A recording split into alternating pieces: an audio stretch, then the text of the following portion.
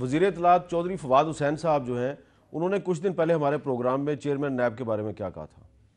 इनको अच्छी तरह पता है कि इमरान खान का जो हेलीकॉप्टर का केस है 27 लाख रुपए का जो उन्होंने बनाया हुआ है, उसमें भी चार्जेस फॉर्मलाइज नहीं हुए। और मैं ये समझता हूँ कि ये नैब की टोटल जाती है जो इन्होंने ये केसेस जो हैं वो रखे हुए हैं। ये तौहीन कर रही है नैब पाकिस्तान के वज़ीर आज़म की, पाकिस्तान के सिस्टम की जो अभी तक ये चला रहे हैं। इनको ख़त्म करने नहीं तो चाहिए। अगर वज़ीर आज़म की तौहीन है तो अपोजिशन लीडर की तौहीन नहीं है? उसकी क्या तौहीन है? अच्छा, चीमा साहब एक मिनिस्टर साहब जो है वो भी कह रहे हैं कि नैब का रवैया जो है वो ठीक नहीं है, तो इसका मतलब है कि कुछ रिजेंटमेंट तो है, कैबिनेट में भी है और अरकान पार्लियामेंट में भी है। रिजेंटमेंट बिल्कुल होगी, रिजेंटमेंट होनी चाहिए।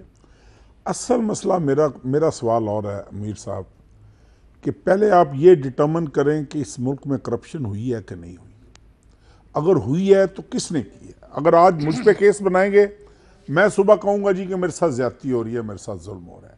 किसी और भी पीपल्स पार्टी के लीडरान पर केस बने कि जी नवाज शरीफ साहब ने केस बनाए, जनरली उसमें गलत केसेस भी, फॉल्स केसेस भी होंगे। मैं किसी को डिफेंड करने या किसी के ऊपर एलिगेशन लगाने नहीं बैठा। मेरा मकसद सिर्फ एक आम पाकिस्तानी का अमीर साहब कि कभी कभी तो इस मुल्क की लीडरशिप जो है वो आंसरेबल हो, वो जवाबदेह हो। नैब अगर गलत काम कर रहा है तो आप सुबह अपोजिशन के साथ मिलकर ख़त्म कर दें नैब को, चेंजेस ले आए अगर आप समझते हैं। लेकिन मुझे ये बताएं क्या आपने मादर पिदर आज़ाद करने इस करप्शन की सिस्टम को? अगर तो हमने मादर पिदर आज़ाद करना है फिर तो ठीक है, फिर तो हम करें। नवाज शरीफ साहब कहते हैं कि वो उनसे पाक साफ आदमी इस मुल्क में, उनको पता ही नहीं कि उनके बच्चे क्या कारोबार करें। वो तो इतने मासूम है कि उनको इल्म ही नहीं है। इसी तरीके से पीपल्स पार्टी की लीडरशिप है, उनके पास अपना डिफेंस मौजूद है। पीटीआई में बहुत सारे लोग ऐसे होंगे जो क्वेश्चनेबल हैं। हमारी जमात में बहुत सारे लोग ऐसे होंगे जो क्वेश्चनेबल हैं।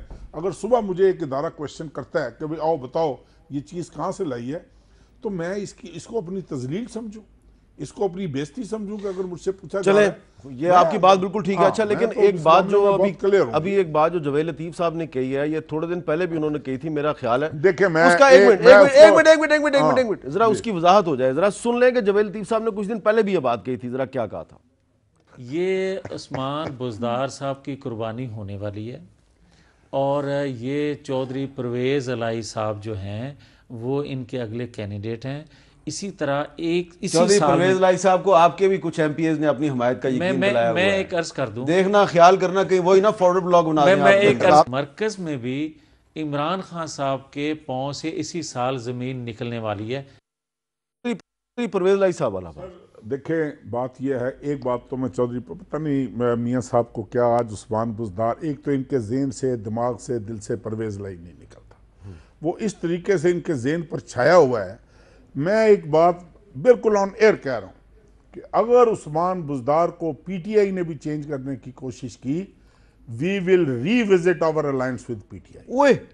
We will revisit our alliance.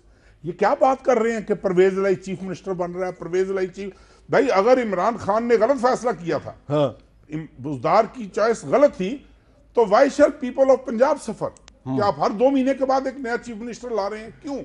हमारा कसूर था, हमने कहा था उस्मान बुज़दार कुछ वजीर आला। तो इसका मतलब है कि ये जो जवेद लतीफ़ साहब बार बार कहते हैं कि उस्मान बुज़दार की जगह पे परवेज़ अलाई साहब आएंगे, तो दरअसल वो उस्मान बुज़दार को मजीद पक्का करवा रहे हैं। मजीद पक्का, और ये करवाएं हमें अच्छा, क्योंकि हम तो उनके साथ हैं, इसलिए जवेद लतीफ़ साहब। नहीं, एक और बात कर वजीर आजम इमरान खान साहब जिस जगह जाते हैं उस्मान बुज़दार की अपनी चॉइस को डिफेंड करते हैं। ठीक है, हम उनके एलाइज हैं, ठीक है, हम उनके पार्टनर्स हैं।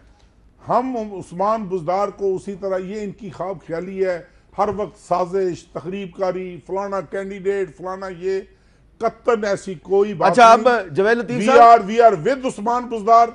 और अगर उस्मान बुज़दार को पीटीआई ने भी चेंज करने की कोशिश की, कम अज कम पाकिस्तान मुस्लिम लीग अपना अलायंस रीविजिट करेगी पीटीआई। अच्छा जवेद लतीफ़ साहब, ठंड पै गई है तुहानू, पक्के हो गए जे उस्मान बुज़दार साहब।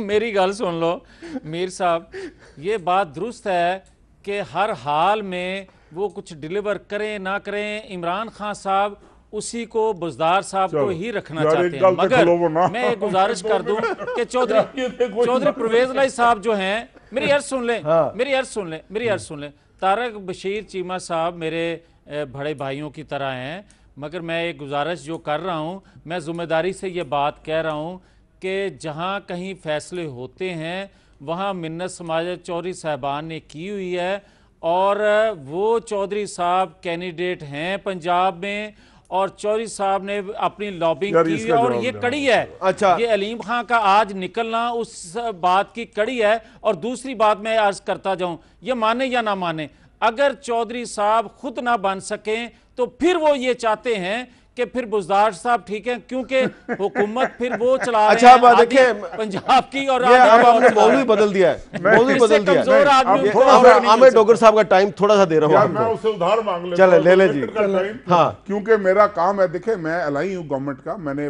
गवर्नमेंट को डिफेंड करना है, मैंने प्राइम मिनिस्टर को डिफेंड करना, मेरी अखलाकी जिम्मेदारी बनती है। इन्होंने क्या है कि जहां कहीं फैसले होते हैं, चौधरी साहबान ने वहां मिन्नत अपनी एप्लीकेशन सबमिट करवाई हुई है कि हमें कंसिडर किया जाए। पहली बात तो यह है कि एज पॉलिटिकल वर्कर इनको पता होगा, मुझे नहीं कम अज कम पता कि फैसले कहां पर हो रहे हैं, कहां पर नहीं हो रहे। फैसले तो अवाम करते हैं। नहीं, अगर तो अवाम तो करते हैं, आपको। अगर तो अवाम करते हैं तो फिर भाई हमारी पंजाब असेंबली में 10 सीटें हम डिजर्व ही नहीं करते चीफ मिनिस्टर। आज इन्होंने घर पूरा करके भेजांगा। अगर तो फैसले अवाम करते हैं तो फिर हमारी 10 सीटें हैं, वी डोंट डिजर्व इट। और अगर कहीं और होते हैं, अगर कहीं और होते हैं स्पीकर के तो लिए जितनी डिजर्व दफा करते थे। Chief ministry, prime ministry Shahbaz Sharif को, नवाज शरीफ को मिली है, किस किस तरीके से ये दरखास्तें जमा करवाते रहे, वो भी आज जरा आश्कार। हाँ जी, आप बताएं जी, उस्मान बुज़दार साहब इतने ही पॉपुलर हैं पीटीआई में जितने के क्यू लीग में पॉपुलर हैं? यकीनन जी, देखें ये उस्मान मैं मीर साहब एक चौधरी साहब सेकंड के सानू लिए भी टाइम इनकी दो। भी बात कर लेना ना। मियां साहब हम भी बैठे हैं राहों में। देखें ये उस्मान बुज़दार जी साहब डोगर साहब प्लीज। और हमारी गवर्नमेंट की ये अच्छाई है कि हमारे अलाइज जो हैं हमें हमसे ज़्यादा डिफेंड कर रहे हैं, और उस्मान बुज़दार साहब बहुत अच्छा काम कर रहे हैं। ये खसियानी बिल्ली खंबा नोचे वाली बात है, इनके अपने जहन की इख्तरा है, चौधरी साहब की अपना इनका तबसरा है। अगर ये अलीम खान की भी सपोर्ट कर रहे हैं, कोई ये हुब्बे अली में नहीं कर रहे, बुग़्ज़ माविया में कर रहे हैं। हमने तो इखलाकी जुर्रत का मुजाहरा किया कि 6 महीने में हमारे 3 वज़ीर जो है वो रिज़ाइन कर गए। बाबर अवान साहब पे नंदीपुर केस चला, वो रिज़ाइन कर गए। हमने कोई विक्ट्री के निशान नहीं बनाए, कोई ये नहीं कहा कि मर गए, लुट गए, ज़्यादती हो गई, पॉलिटिकल विक्टिमाइजेशन हो रही है, इमरान खान चेयरमैन नैब बना हुआ, हमने तो नहीं कहा जो कुछ ये कह रहे हैं। फिर उसके बाद आप देखें कि आज़म स्वाति साहब ने रिज़ाइन किया, अलीम खान साहब ने आज बड़े इखलाकी जुर्रत का मुजाहरा किया। तो हम तो कानून और नैब को हर तरह से ये कह रहे हैं कि जो कानून है, जो उसके रास्ते हैं वो अपनाएं। ठीक है। और हम कोई ये तो नहीं कह रहे कि भाई दिलवाएं ना खालिद साहब रफीक से, बोर्ड मियां शहबाज एहतसाब ना शरीफ हो, से, हम तो दिलवाएं एहतसाब ना। चाहते अच्छा, हैं। अब मुझे हमारा तो एजेंडा ही एंटी करप्शन है।